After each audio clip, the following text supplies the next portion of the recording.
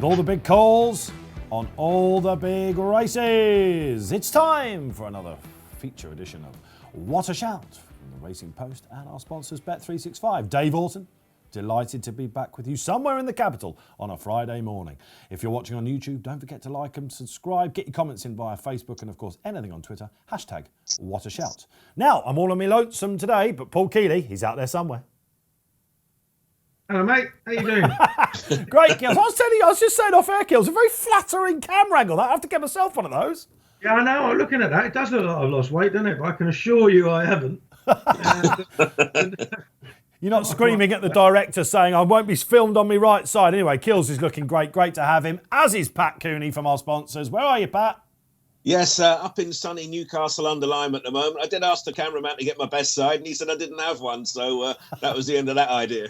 Honesty is often the best policy, Pat, let's face it. All right, let's have a look at exactly what we've got coming up for you on this weekend's show. We will be going to Cheltenham. That's right, the doyen of the jumps game, Kim Bailey, joins us. We'll be looking at some hot topics, some really juicy ones there. 5 big race previews for you, and of course, those all-important weekend winners.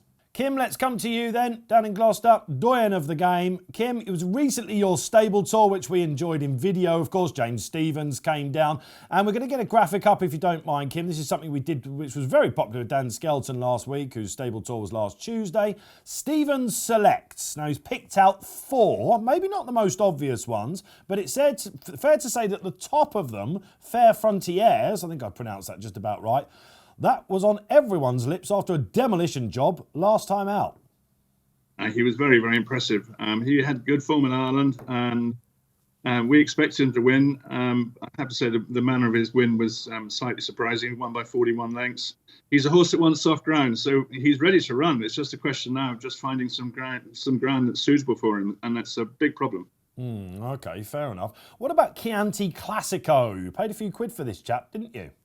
Yeah, he ran a blinder. He got beat by a German horse by Galileo, came over from Germany at Ascot last week.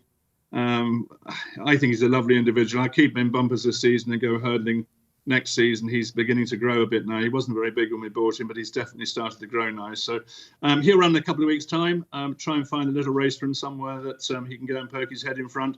And hopefully he will end up the season in one of the championship bumpers. I think he's a smashing horse. Long term, he's going to be a great horse because he's got natural ability with jumping, and I'm looking forward to seeing him over hurdles next season. Wow, great to get an insight from Kim then on these runners. Again, you can see these in the stable tour. Okay, a graded bumper horse in the making, surefire winner. What about Pay the Pilot, intriguingly named Pay the Pilot? Yeah, no, he's had a little issue. He came over here and he got a tiny wart in the corner of his eye, and it turned out to be cancerous, so we treated that. So he won't be running till the second half of the season. He's been back in training a month now, but he had a bit of radiotherapy, which is quite unique for a horse. But at the present time, he's a really nice horse. He's a beautiful-looking horse. I love the horse. He was, second in a good point-to-point bumper last winter, and he's just a really nice individual. But you won't see him for a while yet. But he'll have a quiet season because at the end of it, a couple of runs in bumpers, and he'll go herding next season.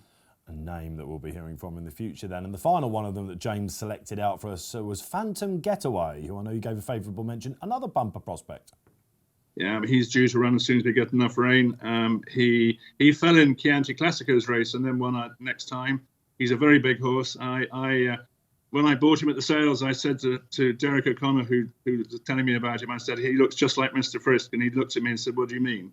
And Twitter on the following week had a replay of the Grand National, and he rang me up and said, "No, I see why you bought the horse." So he looks just like him. If he's as good as that, I'll be delighted. But we'll find out. But he's again another horse who'll run in bumpers this season before going hurdling next. Really interesting to hear from some of the dark horses. We'll be hearing about some of Kim's stable stars a little bit later on in the show. Hot topics. Let's get stuck into them. Straight up goes the graphic. You know the drill by now if you're regular viewers. If you don't, the panellists will randomly pick one, or I'll throw one them their way. Where are we going? Shall we go to, fair to say, this has been a really sizzling topic, bot set success with a question mark. You'll have seen in the Racing Post this week, front page, of course, earlier in the week, it looks like Netflix and Sky are going to have a little collaboration. There was something called Drive to Success you may have seen, hugely well received documentary about the F1 Formula One world. This week we had leading flat jockey Andrea Azzani coming out saying, I knew nothing about F1, but it's one of the best documentaries I'd ever seen. Perhaps, Pat Cooney, I'll come to you first on this. From a bookmaker's perspective and a fan as much as anything, behind the scenes, it's going to run from, the flat season throughout next year. What do you make of it, Pat? Yeah, I'm all for it, and why not? Yeah, as Andrea Azzani said, that the Formula One was excellent. I'm not a Formula Oneer by any means. I just watch the starts and the pit stops, and then I switch off. So I'm not that interested in it. But it was a gripping documentary, and likewise, if we can get racing to a bigger and wider audience, then let's all be for it. And hopefully, it'll be a broad church, and it won't just be Frankie Dettori. It'll be behind the scenes. We've seen even with Dan Skelton's recent social media tweets that he puts out, the film in there. And I give Kim Bailey his due as well. He was probably one of the first to show the horses going up the gallops and so forth. Let's just get to know these horses better and better. And if it can go to a wider audience across all the spectrums, then so be it. I'm all for it. Okay, yeah, absolutely. I think, well, listen, absolutely. Kim, I knew nothing about Formula One as well. I had a little look at Drive to Success just to see the model of it. We think that there are two teams in the running to pitch this, but it looks like Sky and Netflix will be the collaboration that gets it over the line if it happens. Could we see a fly on the wall down in Cheltenham at your stables? Well, funny enough, I was approached by someone last weekend to discuss it, and they're going to come back to me. I'm all for it. I think it's fantastic. And my son has got really wrapped into Grand Prix racing after watching that particular program. So it does work. And I think racing needs to see more of what goes on behind the scenes, because we are slightly mythical, and people sort of have this aspiration that racing is for the rich people, which of course it's not. There are many more syndicates now, many more people getting involved in racing. And of course, one of the things they all love doing is coming to the yard, seeing the horses, going behind the scenes, and see what happens on a daily basis. So I think this is a really good idea, and I think it'll work. I think it'll do the sport a huge amount of good. I'm really for it. There you go, breaking. So Kim Bailey has been approached. I'll tell you what, Kim, I'd watch it just to see how your relationship with the left wing, Dave Bass, unfolds every week. Well, do you know, Cornelius Lyson suggests we did a cooking programme and see how we get on with that. But we don't want him looking for future employment, that's for sure. Bassie's an integral part, of course, of Kim's operation. All right, there you go. Let us know your comments in below about that. How good would it be for racing? Do we need it? It's got to happen, right? I think so. All right, let's get back up to the hot topics. There's one in particular that we need to go to Kim with. Turning tide, Kim. I want to bat this to you. It won't be lost on anyone, of course, Kim, that this weekend Imperial Aura won the Grade 2 chase at Ascot. First Flow came out and strutted his stuff as well on soft ground. This is the first time at Ascot since 2011 that the ground has been good. Yes, there are a few runners at this meeting anyway, might wager a few people. But Chris Cook, our front-running members' morning email said, I think it was on Thursday, is this in danger of derailing the jump season? The greatest appetite we've had for jump season in many, many a year, Kim, is being derailed by lack of rain. Can we call it a winter drought? Well, I'm afraid to say you can. It's become an absolute nightmare for trainers, because I've walked more courses now than I've ever walked in my life. Every time I go racing, I walk the course to see whether it's suitable for the horses to run on. You know, I've got horses like First Flow who's desperate to run. He was entered.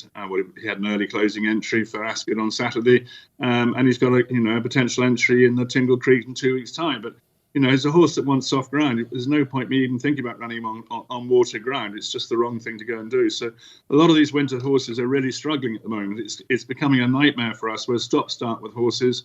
We had them ready to run 3 weeks ago. We've had to pull back them and wait for the rain to come so we can get on with them again. Yeah, it does seem to be a nightmare. There's not a lot we can do about it, Kim, is there? Of course, we hear that Nicky Henderson's, delaying getting onto his grass as well. Some of the, short price favourites being sunk all over the place.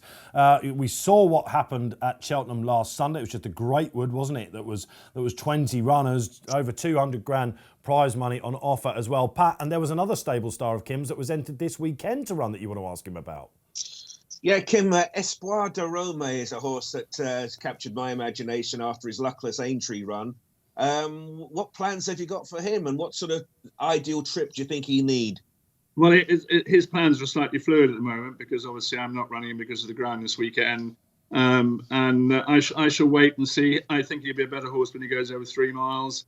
He's a great big baby of a horse, really. And, he ran well enough at Carlisle the other day, and they broke the track record. Can you imagine breaking a track record on supposedly good to soft ground? So it gives you some idea, A, how good that race was, and secondly, what the conditions they were running on. So I got to be a little bit patient with him, I'm afraid, at the moment. Yes, that raised our eyebrows, that meeting at Carlisle, Kim. I can tell you, I was in the analysis department that day, and we were looking for reconfiguration, all that sort of stuff, but unseasonably quick ground. So it's a slight problem. Where's the rain coming from? We thought that maybe it might be next week, but now, I hate to tell you, trainers out there, it's looking dry again. How long can this go on for before this jump season starts to become a bit of an issue? Okay, let's move on then. We've got one more to come. Pat, not today, thanks. I know you want to ask Kim about the Gallops mornings. Of course, we had the Ladbrokes Trophy Gallops morning at Newbury on Tuesday. You'll have seen lots of lead commentators coming out and saying only 19 horses ran. Yes, we had Epatante. Yes, we had Kitty's Light and a few others as well. Pat, let's go to you because I know you would like to speak to Kim about this. Yeah, I just think on the face of it, 19 was a little bit disappointing. And for the casual race goer, the race fan, just watching the Gallops, they weren't very illuminating at all. I think we were all expecting a proper serious workout, but they were just having an away day, no more, no less. But my question to Kim would be, do you think it would be beneficial if Cheltenham adopted the same Gallops morning, let's say a fortnight or so before the festival? I'm sure a lot of horses would rock up for that one. I think it's a really difficult question, this, because at the end of it, when you take a horse in a horse box and take them away for an away day, you don't necessarily want to do a really hard piece of work. Your horse is trained for a particular day, and to suddenly pick it up and take it away and do a racecourse gallop for the public, it's all very well for the public, but it's not necessarily very good news for the trainer's point of view. We train our horses to perform on a certain day, and those big races at Cheltenham, we've worked backwards the whole way through the season as to when we're likely to run them. And I had vindication at the Newbury day last year, and I understand why this year it wasn't a huge success, if you want to put it that way, because people are worried about the ground, and you're schooling over fences on fastest ground, and we worry about what we're doing for our horses. It's if I ring up an owner and say I've taken your horse to Newbury today or Cheltenham today and give them a really good bit of pre-Cheltenham workout, etc., on ground that's indifferent for him, and he comes back and I ring him up and say he can't run because the ground's affected him, you're not going to look very happy, are you? Well, I think course officials might have something to say about that as well. But it didn't. We used to do it at Leopardstown, didn't we? In the final meeting there, just before, of course, the big festival in March, and it's gone bang out of fashion as well. There we are then. Wasn't that interesting to get inside the mind of Kim Bailey in the Hot Topics? A reminder then. The Christmas countdown here at the Racing Post. Just place a bet this weekend up until Boxing Day on the Racing Post app to win the ultimate Cheltenham Festival experience. 5-star hotel, helicopter transfer from to the course, Cheru restaurant, best views over Prestbury Park, bar none. What a day you and three pals can be having. You've got to be in it to win it. And let's go to Ascot, shall we? It's the Chanel Farmer 1965 Chase. Won this time last year. Grade 2 action by Imperial Aura. Is there anything like that in the pack? Because it looks like it's a bit of a guess-up, Pat. Where's the market going? Well, we made Dashel Drasher our favourite for the race. And why was that? Well, he's had 4 runs at Ascot and 4 wins. I think he's a flaky-looking favourite, though. I think the ground is the key to him. It's a big negative for him. He's been taken out of 2 races because the ground was good to soft. Well, this is even faster. This is good ground. He's going to be beatable and easy in the market. My eye's drawn to 2 of having a wind operation.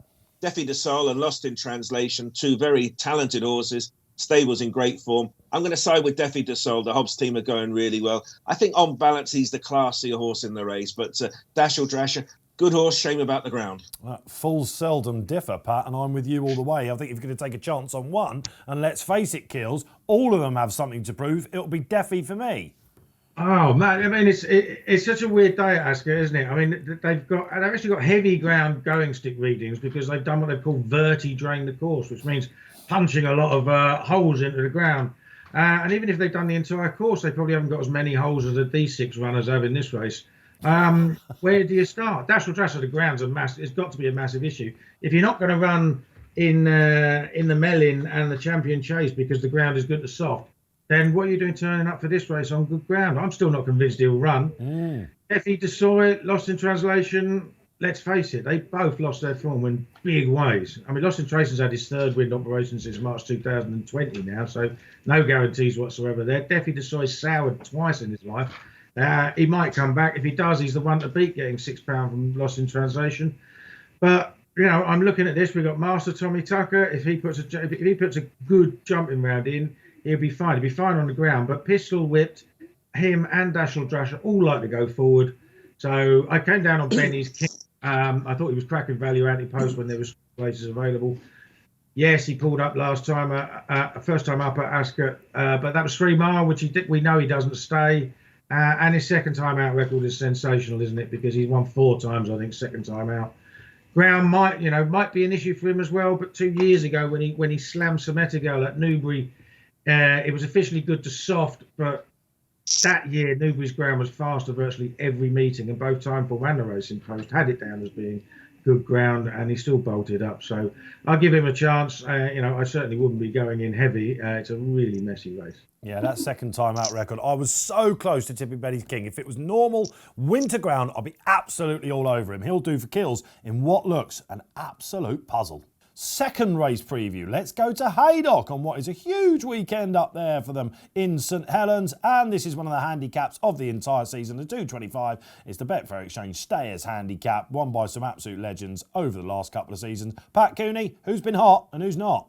Well, this is a market that's going to take go in various directions. So Riggs is the current favourite at the moment for the Skelton team.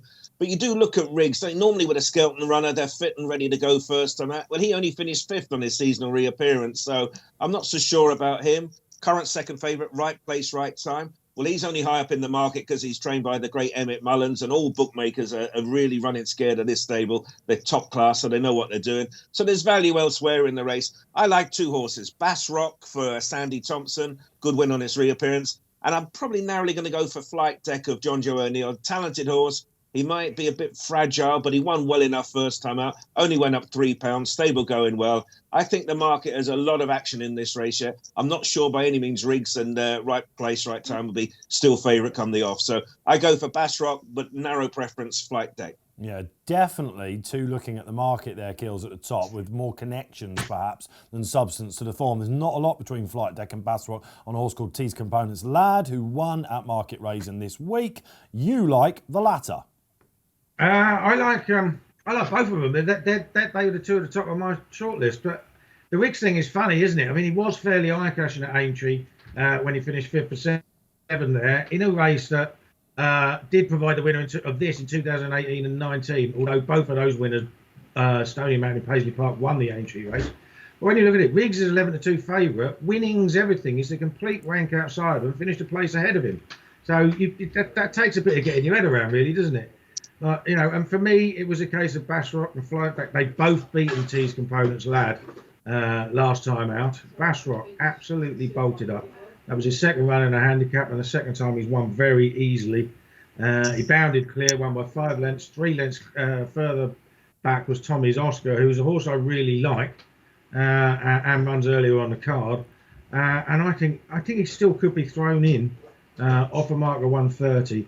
If you look at the way he finished his race at Ayr over 2 mile 5.5, you would say he looked better the further he went.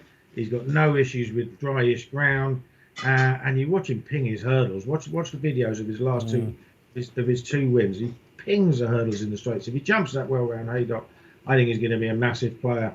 But Flight Deck obviously looks a work in progress too, and he was giving weight to T's Components Lad when he beat him. Probably over T's Components Lad's best trip as well. So you've got to give him massive credit. And like Pat, I wouldn't be surprised if those 2 end up the first 2 in the betting. Yeah, I agree. Flight Deck looks interesting. First time cheap pieces last time. We know he's not going to be a chase now. He just keeps finding, doesn't he? But I'm going to throw in Orby's Legend, the Silver Trophy winner. As Gill says, the better, the further. He went for Bass Rock, and I really like him. Great to see Ray Anderson Green with a big run on Saturday in a race like this. But I think Orby's Legend, if you look at his pedigree, it's all stamina, stamina, stamina. And Philip Hobbs, he's back rocking and rolling. What a treat. Don't miss it. 225. 240 at Ascot is the Coral Hurdle. This has been won by some of the greats over the years, isn't it? I remember when Oscar Whiskey used to turn up here. It's usually a small field, Kills, so we're not worried about that. And all the buzz has been for the Henderson runner. Are you with him? I don't argue with him being favourite. He's suddenly priced up as though he's a bit of a superstar already, though, isn't he? Because he won the Says. He's officially rated 155, makes him third best in the race, but he is getting £6 from Goshen and Song for Someone, and they probably want the ground a bit deeper. So you can argue that he's the right favourite for sure. He'll be fit. We haven't got no worries with that particular Nicky Henderson horse because he's been on the flat. But I am fascinated by the fact that Molly Ollie's Wishes is running here. Now, she ran, it was only a mare's listed race at Wetherby last time, over just 2 miles. And she's very much a stayer, and she won so easily that day. It was the best performance over 2 mile by the best part of 2 stone. And afterwards, Dan Skelton said, right, the next target for him is the 3 mile listed mares race at Kempton, which takes place this Monday.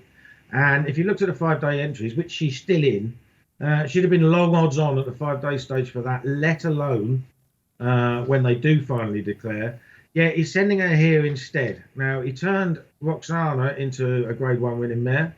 I think he might do this with this mare as well. He seems to really, really like her, and she must have been really pleasing him since. And I don't think that in a small field like this, she should be as big as 7-1. I think she's going to run a big race. This is the Roxana roll of the dice kills, isn't it? Very much so. What about Goshen? Let's just stick with you for this. Do we think he's going to turn up, or will we see another scratching? Well, they're going to get a chance to look at it. They're going to get a chance to look at the course on Friday, aren't they, and see how it rides with all the holes they punched into it. But you wouldn't be surprised if he didn't run. So you know, there's another worry then. Could be plenty of place in this race with him and Song for Someone. Now, he beat Song for Someone out of sight at Wincanter, didn't he? But Song for Someone seemed to lose his form. He's had a wind up, and it's worth remembering that he bolted up in this race last year. He was absolutely canted his way through. It was only a 3-runner race then. But he went really well through the race, really enthusiastically, and he does go well first time out. So, interesting. Wouldn't be surprised if Goshen doesn't run, though. It's one of those days, isn't it? We're going to get more non-runners probably. Yeah, absolutely. Well flagged. A Song for Someone for me. Happy to take a chance. A little bit like Deffy in the earlier race. Again, Ascot form, Tom Simmons, wind operation. Let's hope Goshen does turn up and we can see Ding Ding round 2 between them. Pat Cooney, you've heard from us. What about you? Yeah, I keep looking at Buzz and thinking, yeah, it was a terrific win in the Cesaro, wasn't he? He had a terrible draw that day and he still won. But it's different, flat and jumps, and he's been priced accordingly. There was a bit of a, dare I say, buzz about him having a sort of a price in the Stayers Hurdle if he was to keep progressing. I can't fancy Goshen on the ground, maybe the trip even as well. Song for Someone, bits to prove. I'm with Ollie's Wishes with Keels. I thought she won ever so well at Wetherby. This step up and trip is fine. If you're only as good as your last run, well, then she ticks a lot of boxes. So as a value option, I'd rather be with Molly at the wheel. So will we see a buzzer for the Stayers Hurdle after Buzz goes and wins, or will you be wishing about the right price for Molly Oscars? Let us know. Get them in below. I think we can say this is the feature of the weekend. It is the Betfair Chase Grade 1 action. Kills, I want to come to you with this. We've known for some time it should be a decent field. And like in 2018, it's not like we don't have good ground in this. We're used to a bog, but it is going to be a sound surface.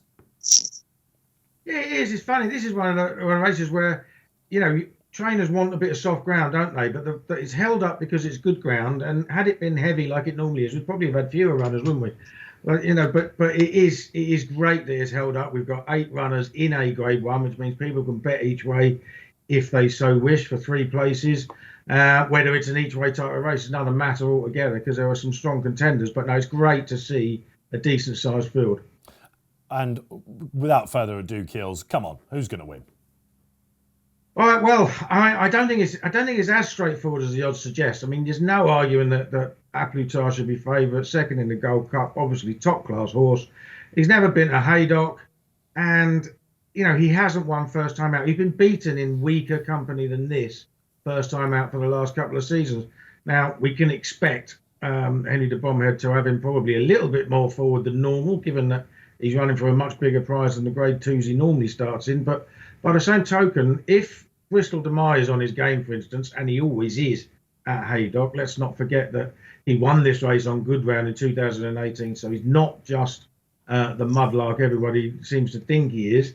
Then he's going to have to, you know, A Plus Tard's going to have to be the best part of stone better than he's ever been first time out. So it's not a given, and it's not just a 2-runner race, I don't think, because waiting patiently has to be very interesting on first run for Christian Williams. Not necessarily because it's first run for Christian Williams, but because he needs to be very fit because he's injury prone, and we know that he goes well for us. He might not have won first time out, but he was beaten only a length 2 years ago, first time up in the Tingle Creek over 2 mile. And he was second, of course, to Frodon last year, first time up in the King George at Kempton. Now, he's been moved with Jefferson, potentially because the owner's disappointed with what's happened to him. But, truth be told, 4 of his best 5 performances has come with her name on the licence. And she's only ever run him in Grade 1, so he hasn't ducked anything when he's been able to run. And last year at Kempton, he actually got outpaced when Bryony Frost decided to let the handbrake off Frodon and let him go for home. And he was only 6 turning in, and he absolutely rattled home. So I think he'll stay, and I think he might be the one to be the danger to the 2 of them. So I've had a small play on him. I think there were far better betting races on the day. But I don't think it's just a 2-horse race. Bristol de Mai is the king of Haydock. You have to give him credit for that. And A Plus Tard is the one to beat on form. But waiting patiently, he's definitely got a chance. Yeah. He's of course Bristol going for the Corto record, isn't it? 4 wins in the race. He has won it on good ground. Will anything take him on? We'll see. Slightly surprised to see first-time cheap pieces on Next Destination. If you watch back that National Hunt Chase, I backed him in that. He's one of my bets of the week. He does just keep finding. I guess he's here, Kills, isn't he? Because Clan des Obeaux, who usually preps in this race, is going straight to the King George. Any love for Next Destination? I think he's got absolutely tons to find, to be honest. So I would, I would make him behind a few more of these. Official rating of 153 tells you that he'd be getting £19 off A Plus Tard and a handicap, wouldn't he? And be getting weight off pretty much everything else apart from Chatham Street Lad. So no, not really. I think the cheap pieces are on because the trip is shorter than it was last time, and I wouldn't be at all surprised if he's the one that serves it up to Bristol de Mai in the early stages. That's where I was going, Keels, absolutely, and hopefully my anti-post docket for the Grand National is still alive after Saturday. You want to beat about 30 lengths then, don't you? Yeah, exactly. Don't go there. I'll be with A Plus Tard. I was with him in the Gold Cup. I saw it after the Savills Chase when he came over the top with Mellon, of course, and Ken Boy. I think he will be revved up for this. It'd be bit of an open goal for him. Just the price thing, I agree with Kills, because it's not your 3-4 runner race, is it? Right then, let's see what Kim Bailey can do with giving us some help on this Betfair Chase. Kim, it's unusual. It's a Betfair Chase. It is decent ground. It's a big field. Well, a bigger field than there has been for a long, long time. And you've got a fascinating chap. A chap that won on this weekend last year. He's had the wind up, going over 3 miles. Guess the question on many people's lips is, will the ground help him stay? I think, and I don't have a problem with him staying. He ran over 3 miles at Cheltenham as a novice. He ran around Fakenham over 3 miles. I know Fakenham is a slightly different racecourse than most other racetracks, but he's always been a horse that will stay. Wind operation, we don't know if it's going to make any difference or not until we actually get on the racetrack. Good ground should be okay for him. I wouldn't want any quicker than that. We had a lot of issues with his sore shins many years ago when he broke the track record at Carlisle. So we have to look after him a little bit. But this is, I think, as good a Betfair race I've seen for a very long time. And there are plenty of horses in that race. I know they're only 6 runners or whatever, but every horse in there's got a chance of running well and making a real big day of it, really. Yeah, what did you make of the entry of A Plus Tard? I mean, it's been floated for some time, he'll be coming over, but the Gold Cup second, he's won a Saville's Chase, hasn't he? What did you make of this guy coming over? On rating, he's miles clear, isn't he? So he's half a dozen pounds clear of everybody else. So, he will set a fair old gallop. It'll be really interesting. Bristol de Mai, he's coming up for his 4th win in the race. We beat Galvin in the novice chase, and Next Destination finished behind him. So it all makes it an interesting race. I think it's going to be a fascinating race to watch. Well, there we have it then. Pat, you're last to go. Serve it up, market-wise, and who's going to win? Well, I think Waiting Patiently is a fascinating contender. It's just a shame it's 3 miles, 1.5 furlongs in what's probably going to be a strong run race. But he's definitely a horse to watch for the rest of the season. I just keep coming back to A Plus Tard on one question. He was second in the Cheltenham Gold Cup. Could any of his rivals in this race have finished second in the Cheltenham Gold Cup? And I don't think they could have done it. Bristol de Might, yeah, I get it. He's now 10, though. Aplutard 7.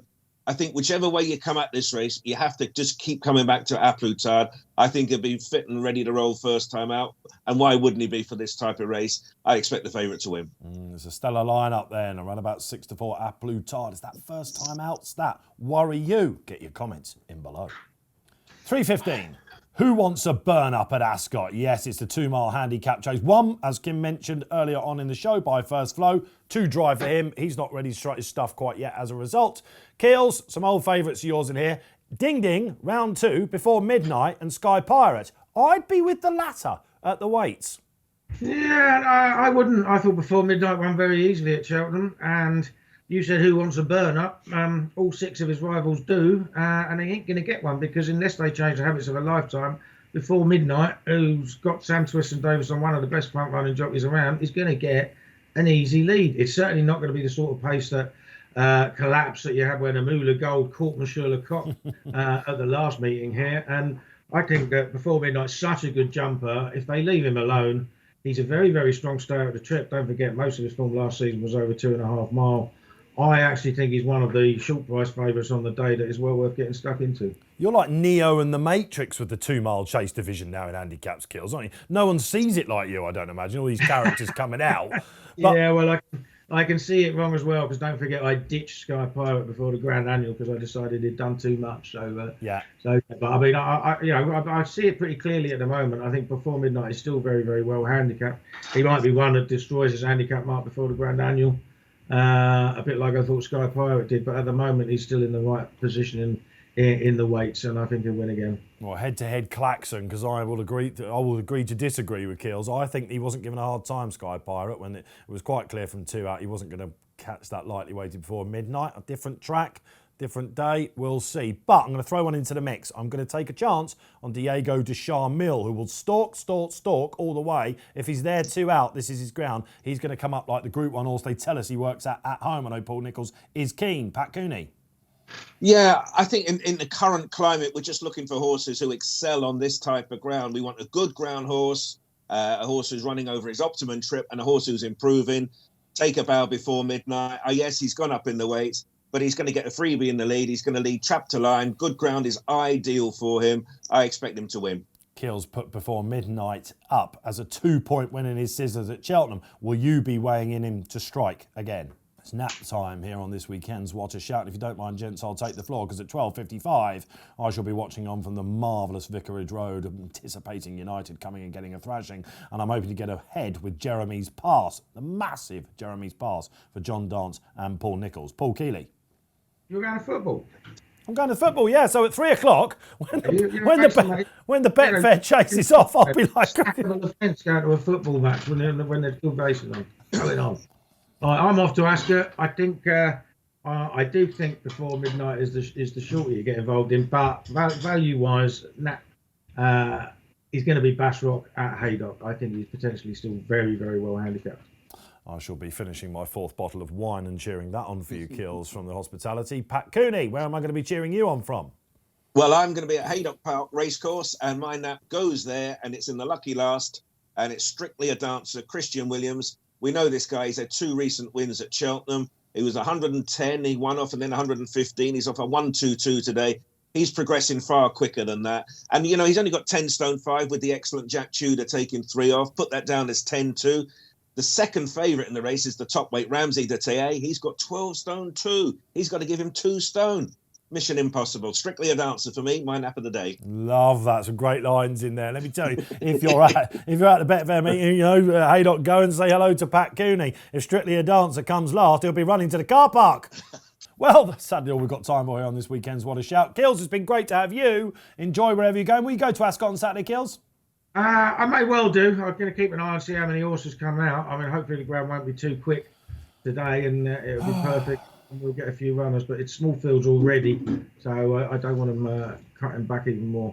We're desperate for some rain. We'll be seeing Paul Kealy in the studio next week. I can tease you that Tom Kerr will be coming into the studio as well. The editor, that's right, we've got some massive news stories. It's the Ladbrokes, of course, meeting at Newbury as well. Pat Cooney, you'll be in with us too? Yes, yeah, all being well, I'll be there. And Haydock tomorrow, so it'll be unusual. Haydock without wearing Wellingtons for a change. That's going to be a new one on me. But yep, in the studio next week, all being well. I'll tell you what, the boys in the gallery will be delighted to hear that as well after this week. That's for sure. So myself, Dave Orton, signing off. Don't forget you can download the free Must-Have Racing Post app. Do that on the App Store, the Google Play Store. Gamble responsibly. That's what it's all about. Small feels tricky, isn't it, at the moment? And of course, there's loads of sport out there. Enjoy it.